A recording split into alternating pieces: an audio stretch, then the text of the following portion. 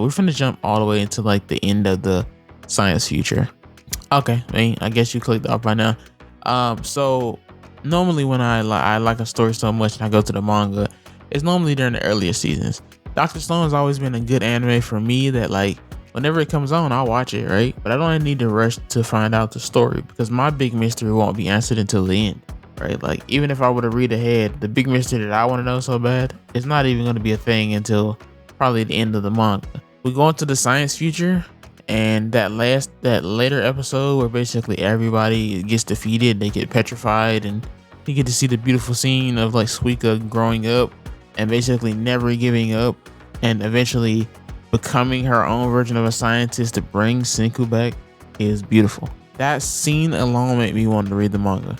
It low-key felt like I was sad for it to end. To be honest, I think Dr. Stone is an anime that could go on for a very, very long time. I'm actually surprised they decided to end it.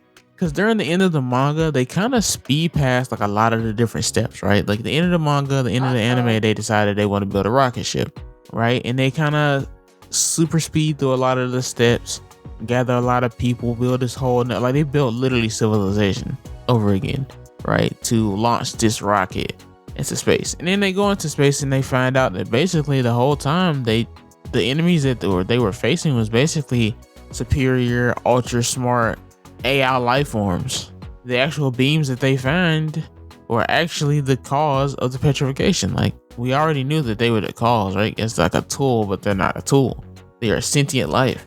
And I mean, to be honest, I'm not necessarily saying that this was like the best surprise for me, right? Like I think sometimes you build up a mystery so high in your head that when they give you an answer, it's not the one you were looking for, right? I expected to be some kind of twist or something. Like I originally thought it was Senku that actually froze the whole planet, and it was like a kind of a way to save everybody or something.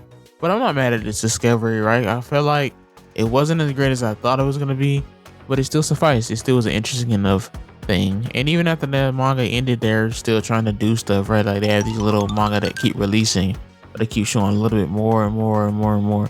Like I said, they did kind of skip a lot of the steps. I feel like I honestly could have took another season, like a season preparing to build a rocket to go to space, which is what they're going to do, right? Like if you look at the content in the manga that's left, it's not a lot, but you'll definitely see that this next season, this last season, is going to be basically the race to build the rocket.